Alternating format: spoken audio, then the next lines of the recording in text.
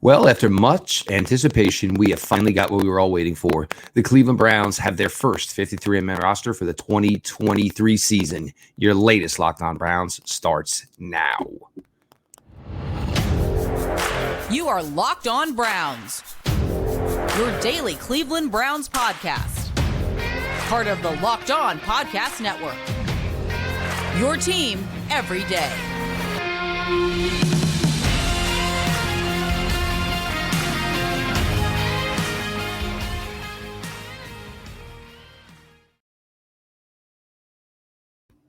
Welcome back, my friends, to the show that never ends, your daily delivery of all things Dog Pound LGB on the LOB, the Locked On Browns podcast, brought to you by the Locked On Podcast Network, your team every day. Your host, Jeff Lloyd. Appreciate everybody who makes Locked On Browns their first listen every single day. Join the everyday crowd by subscribing to the Locked On Browns YouTube channel. And, of course, the show is always available, always free, wherever you get your podcasts. LinkedIn Jobs helps you find the qualified candidates you want to talk to faster. Post your job for free at linkedin.com/LockedOnNFL. That's linkedin.com/LockedOnNFL to post your job for free. Terms and conditions apply. Much anticipation, and, as I kind of told you yesterday, with the Browns practicing at 3 o'clock, it probably felt that the Browns were going to have that final 53 out before the 4 p.m. deadline. It would have been weird if you had guys on the practice field who were, only going to get cut, a few minutes later. Browns did receive some good news today. Of course, Marquisse Goodwin did return to the practice field today for the Browns. Also, Harrison Bryant, which, we had heard, and it was weird because we heard Harrison Bryant was doing better than Marquisse Goodwin. But Harrison Bryant back to the practice field today as well. And Jerome Ford back to the practice field. So, as much as we had all our concerns, and me, if he was coming back the week of the Bengals game, I had my doubts, I had my concerns. Here he is back now. Gives him almost, 12 days to prepare for a possible, role in week 1 against the Cincinnati Bengals. But without further ado, and the way it broke down, and of course there's going to be some changes to come in the coming days, as the Browns did keep a couple of people who certainly are likely candidates to end up on short-term injury reserve. But offensively, DTR, of course, is going to be the understudy for Deshaun Watson.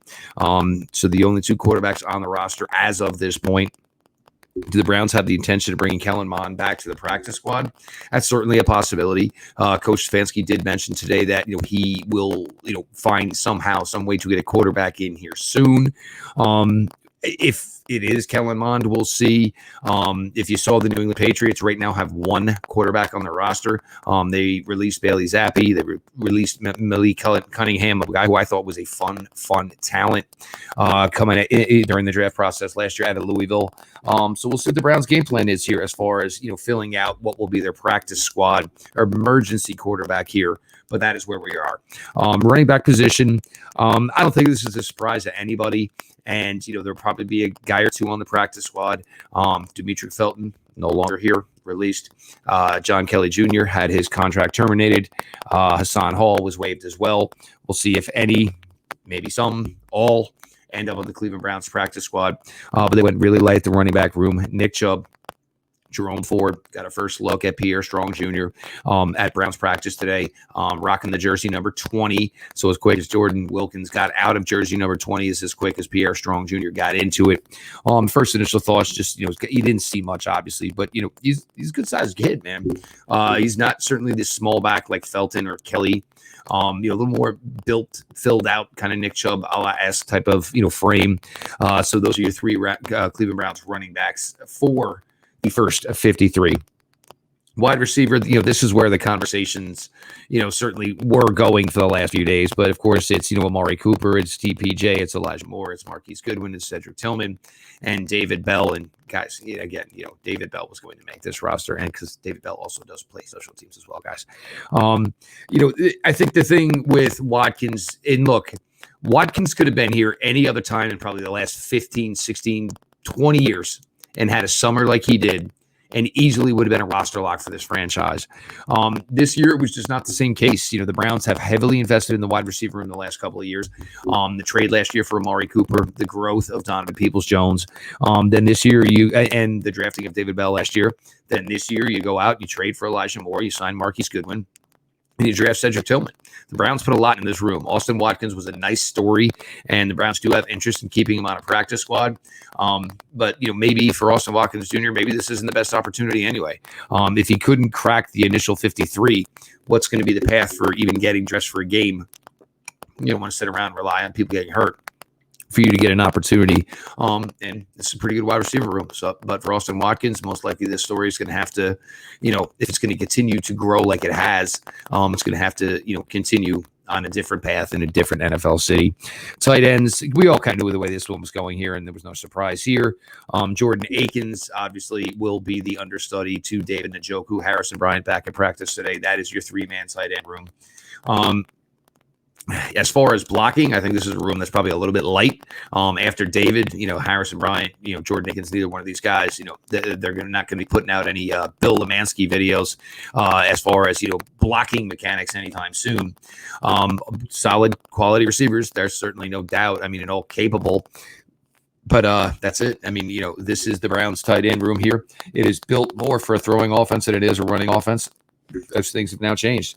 Offensive line, Jedrick Wills, Joe Bitonio, Ethan Posick, of course, Wyatt Teller, of course, Jack Conklin, DeJuan Jones, Hudson, of course, and weirdly, Whippler and Nick Harris are both here for now.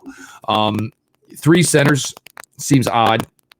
I think everybody's first question is, oh my God, if Michael Dunn doesn't come back, who is the backup guard? My belief would be that the backup guard is most likely Ethan Posick, and one of these 2 other guys will go in and play the center position. That's my belief. I know Luke Whippler's been working there. I'm not sure if Luke Whippler is ready for reps this early in what is going to be such a brutal stretch for the Cleveland Browns coming out of the gate here.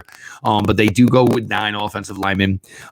Michael Dunn, as I said, look, there are 2 guys on the defensive side of the ball, which is probably part of the reason why the Browns kept 23-0 and 27 on D. There are 2 guys on the defensive side of the ball, Jordan Kunishek, and we'll get to him in a second here.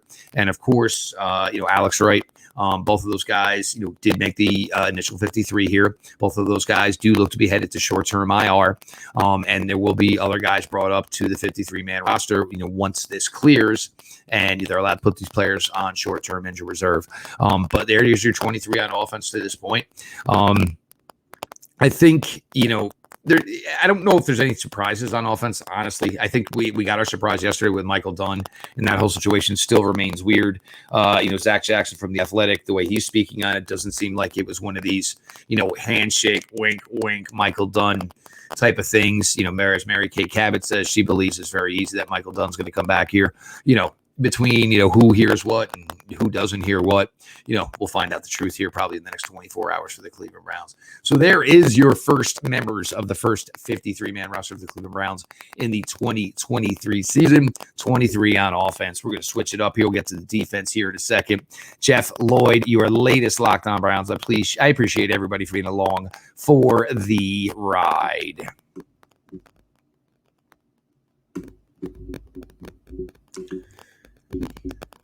These days, every new potential hire can feel like a high-stakes wager for your small business. You want to be 100% certain that you have access to the best qualified candidates available.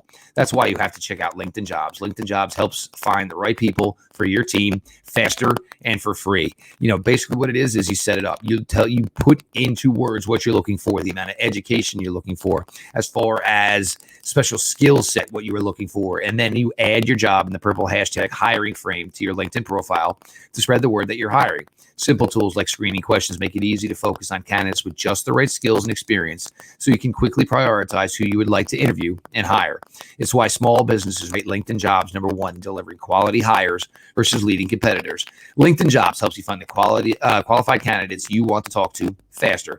Post your job for free at linkedin.com/LockedOnNFL. That's linkedin.com/LockedOnNFL to post your job for free. Terms and conditions apply.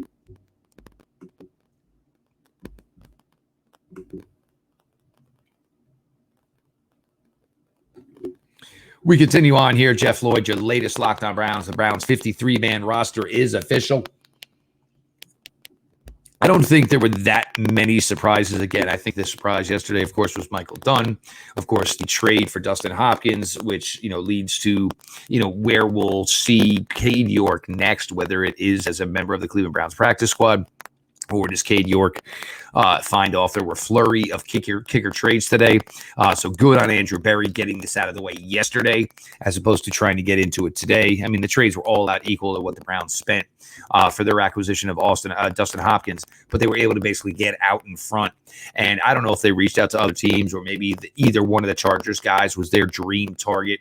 But Andrew Berry did get it done, got it out of the way yesterday as teams were kind of scrambling around yesterday to fill their kicker roles. So now we get to our defensive side of the ball. Currently they kept 27 guys. And a little bit interesting, I think. Defensively, obviously, it is 9. It's your starting defensive ends. I'm going to just go ends, them a little tackle. So, Myles Garrett, of course, Zadarius Smith, of course, Agbanaya Okoronkwo, of course, Isaiah McGuire, the rookie, of course, made it. And then, of course, Alex Wright. Alex Wright on the bike today, slowly cycling on the bike today. Starting to see Alex Wright a little bit more as maybe he's a little more mobile as he's obviously going through the rehab process here after the knee surgery a couple of weeks ago that he and Isaiah Thomas both went through at the same time. Isaiah Thomas, just to bring up the name, he was released. Again, everybody wants everybody to be on their practice squad, and you do have 16 spots for practice squads nowadays, so we'll see how it works out there. Defensive tackle wise, of course, Harris, Tomlinson, Ika, and I hear a lot of it. Jordan Elliott has remained. No other defensive tackle was retained. Maurice Hurst had his contract terminated. Maurice Hurst is not a subject to waivers due to his vetted time within the NFL. So you do think here, and what are the Browns going to do? You're going to have 4 defensive ends and 4 defensive tackles. Once you move Alex Wright, and this was one of the things I saw from a lot of you guys today. Oh, why did they keep him? Why didn't they keep him, guys?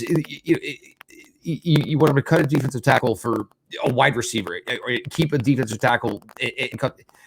There's certain ways this breaks down, and what's great is Watkins was. It doesn't remain the fact that the Browns, and we all may not agree with them, but the Browns think that obviously Jordan Elliott is one of the best defensive tackles on their roster. They did a hell of a job improving that defensive tackle room. They certainly did, but it's kind of hard to redo an entire room in one off season.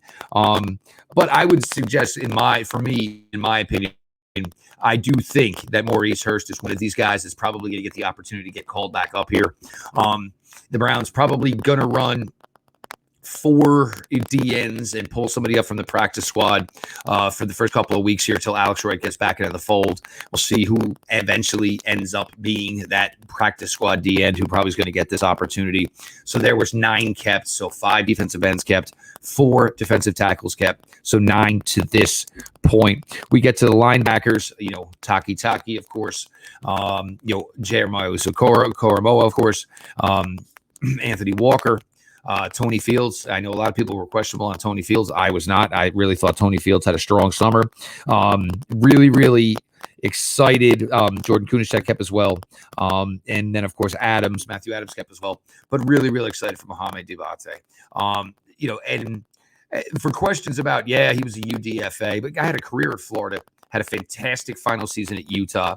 And Utah pumps out players. Keep in mind the role Diabate was playing last year was the same role Devin Lloyd played the year before. And Devin Lloyd was an extremely high draft choice for the Jacksonville Jaguars. So Diabate tested athletically.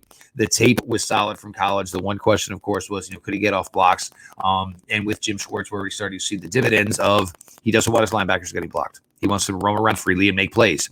And you saw in the Thursday night 3rd preseason games, Philadelphia Eagles, that if you can keep a guy like Diabate clean, he can certainly be a contributor.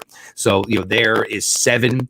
Kunasek, obviously, Jordan Kunasek, obviously, is a guy who will be, he's definitely going on IR. There's no question. He is a lot further out than Alex Wright is. Where Alex Wright, we're talking weeks. Jordan Kunasek, we are talking months.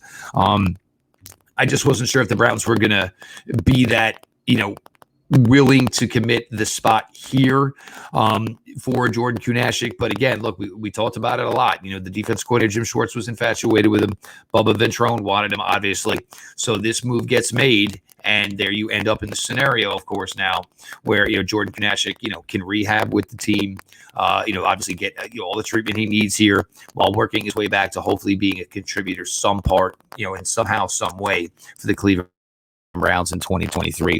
I told you yesterday it was going to be 6 in the defensive quarterback room, and it was 6 in the defensive quarterback room. Ward, Newsome, Emerson, Cam Mitchell, AJ Green had a lot of guaranteed money, a little over $900,000 coming to him this year. We're seeing that he was a guy that was going to have to play his way off this roster as opposed to play his way onto this roster. AJ Green is safe. He has played with a lot of these guys before. The Browns are familiar with him. The Cleveland Browns they really like AJ Green as a player. He would play more. The problem is the room is stocked, and there's just really, really good players in front of him. Mike Ford kept here. Again, emphasis on special teams. And I'm going to get to that a little bit in segment 3 here. But Mike Ford kept, so 6 in the cornerback room. 5 at safety did surprise me a little bit. I'm not going to lie. But again, special teams play here. So, of course, Juan Thornhill, Grant Delpit, Rodney McLeod, and, of course, D'Anthony Bell makes this roster. Ronnie Hickman. And, look, these are the stories I kind of like this time of year because now it's, it was great that you're able to put together some nice practices and put together a nice training camp. It was nice that we were able to put together some solid efforts in preseason games. But for Diabate and Hickman, this is okay. It's not a good story anymore. Can you be a part and a willing participant as far as producing in the NFL? They got their feet in the door. They took that opportunity. They ran with it.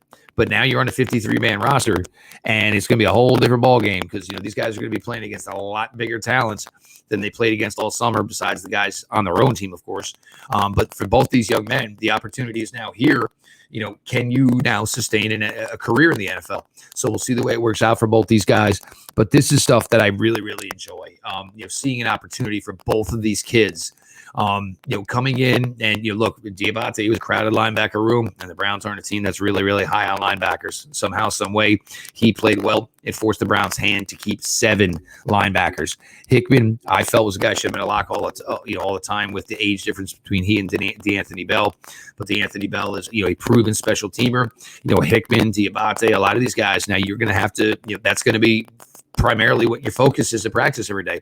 Is being a contributor and finding a way to contribute on special teams. So it's going to be a little bit of change for these guys. But you want that opportunity. You want that NFL paycheck. When you're one of the 51st, 52nd, 53rd guys on the roster, it's not about who you were in college. It's about what you do here to stay within the roster here with Cleveland. So the opportunity for both young men stepped up, seized it. So congratulations to both of them as they are now going to at least be with the Cleveland Browns for week 1 as the Browns have their home opener against the Cincinnati Bengals. Some thoughts here on all of this. We'll continue to go through here. Jeff Lloyd, your latest Locked On Browns. Appreciate everybody for being along for the ride.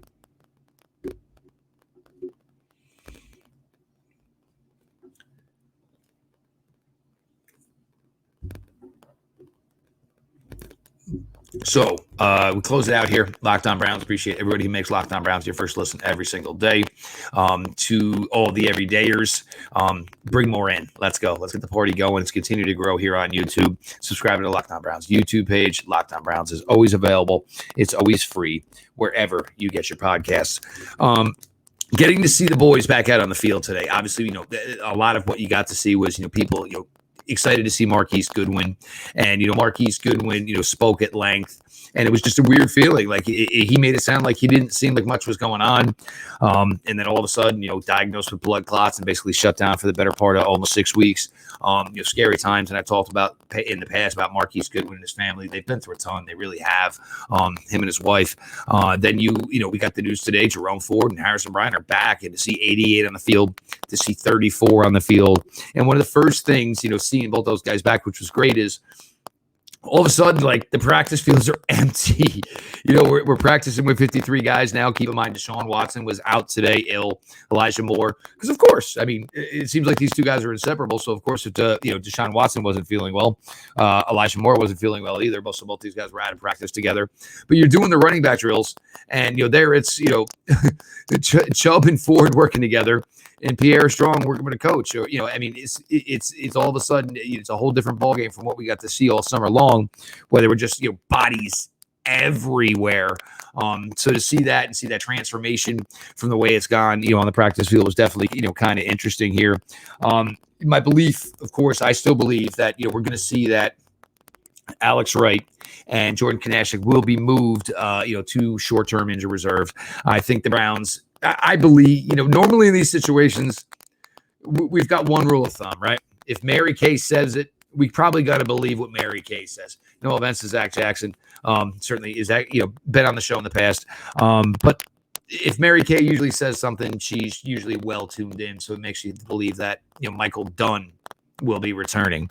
I also, think that for me, I think it's Maurice Hurst. And what made this work was Maurice Hurst had no guaranteed money on his contract. I believe Tristan Hill had some guaranteed money on his contract, but Maurice Hurst didn't. If you ask me, out of the rest of them, and sad to see Togiai go, of course. And here was a guy we said at the time should have never left Ohio State when he did. He should have stayed that 1 year, got that Larry Johnson coaching up, and we'll see, where it goes for Tommy Togiai. But for me, Maurice Hurst is the guy I want back, because the run defense should improve with Dalvin Tomlinson, Shelby Harris, certainly with Ika. And the thing that I personally like about Maurice Hurst is, I think he brought a little bit more of an element as a pass rusher that we, don't normally have on the interior. Of course, the Browns' first focus was probably to shut down and clamp down against the run game. But that still doesn't mean he can't find a way to improve interior pass rush, which is, if you can get interior pass rush from this Browns defensive tackle group, there's not many quarterbacks that I'm really that scared of. I mean, even the mobile ones, yet Lamar is always going to scare the living death out of you. But these other guys, their mobility, it's good, but it's not going to be good enough when, basically the pocket's collapsing at their feet. And their option is, do I go left towards Myles Garrett, or do I go right towards Zadarius Smith or Ogbonnaya Okoronkwo? So, if they can also stop the run and also improve upon interior pass rush, it's going to be one thing that's going to just help this defense be light years apart from last year. I'll continue to, the linebackers, I'm going to continue to praise for what they did this summer. Obviously, we didn't see Anthony Walker. We didn't see Sione Taki. And word is both these guys are going to play week 1, which is fantastic. Anthony, obviously, a lot, his injury occurred a lot longer ago. The beginning of December was the injury, of course. The Deshaun Watson return game was the injury for Sione Taki. So it's not that impossible to believe that he's ready to go 9 months later. So, but just to have these guys out there and the leadership they can bring, and the ability we're going to get to see after watching J.O.K. fly around in Kansas City on Saturday in the limited amount of time he played. He might be one of the guys I'm most excited to see this year. We've wanted to see it all be put together for JOK. And there's been spurts. We all know there's been spurts. There's been times and you just see it. But I think now where it's going to be, less thinking, less worrying about, whether or not, people are going to get to the second level, get their hands on him. I saw, I think one of the things that I came away most impressed with the Kansas City game is that Jim Schwartz wasn't afraid to use him as a blitzer. And, with JOK, and there was a lot of talk when he was coming out of Notre Dame, is he a safety, is a linebacker? No, he's a 2023 hybrid defensive player. He can kind of do a lot of things, and he has a lot of athleticism to his game. And, we used to say, we joked about it, and if you remember the Steeler playoff win a couple of years ago for the Browns, MJ Stewart was out there and had a big day. MJ Stewart, all they literally did was like, you know what? They just blitzed him off the edge. And, it wasn't that he was getting home creating sacks. It was just he was disrupting. And I think that's a lot of things that JOK can do when you use him off the blitz. And I'm really, really excited to see, the production trajectory for JOK this year. I think it's going to be a really, really good run for the now number 6. The cornerback room, Denzel Ward was not at practice today with the concussion, as we all understand, or in the concussion protocol, I guess. I don't know how it works. If you're in the protocol, that means yes, I guess, whatever. I mean, but with Denzel Ward, there's going to be time missed. Greg Newsom, Martin Emerson, you look at the rest of the room, Cam Mitchell, of course, Ford, looks to be, a guy that's going to be really, really good on special teams. And the safety room, rolling 5 deep, be the interesting way that plays out. I think the 53 that came out today, and probably my biggest takeaway of it is the emphasis that this team did put on special teams play. For me, I think you bring in a name like Bubba Ventrone, he's supposed to coach dudes up. But are the Browns looking at these first few weeks so as being as critical as they are and as difficult as they are, which are all facts, we're all true? Did they just say, look, we want to make sure that we are the best we can possibly be for this first 6 weeks on offense, on defense, and on special teams? To have roster spots held for DeAnthony Bell, for Matthew Adams, for Mike Ford, and none of these guys might see any reps on the defensive side of the ball. For me, it does seem a little weird. Of course, I am a little antiquated in my thinking all this years covering the Browns. We were trying to find young players to develop, so we didn't have to focus on it's all right, we'll put whoever out on special teams. So what? So we lose by 17 instead of 14. But this is a whole different ball of wax now here with this team, with the expectations they have. So we'll see how it all works out. But I really think they put a heavy onus on special teams, keeping Bell, keeping even Kunashik, obviously, keeping Adams, of course, keeping Mike Ford. This seemed to be something that the Browns were really, really pushing on here. We're going to continue through here out the week, just pounding out the best episodes we can. I'm going to try to get Pete Smith in here at some point this week, maybe try to get John Costco in here as well. So I appreciate everybody. I wanted to wait a little bit longer today just to see if any other late dominoes fell, but we have our first 53-man Browns roster. Marquisse Goodwin is back in business. Jerome Ford is back in business. Harrison Bryant is back in business. And guess what? We're getting closer and closer to September 10th. And the Browns look ready to go. Just got to clean some things up, tighten some things up, and the home opener is just minuscule sleeps away. I am Jeff Lloyd, your host here, 7th season, covering the Cleveland Browns for you all here on Locked On Browns. I appreciate you all for making Locked On Browns your first listen every single day. To all the new traffic here, subscribe to Locked On Browns YouTube channel, become an everydayer, jump into the pool, the water's warm. Locked On Browns is always available, always free, wherever you get your podcast. This has been your daily delivery of all things Dog Pound. LGB, not LOB. Let's go Browns.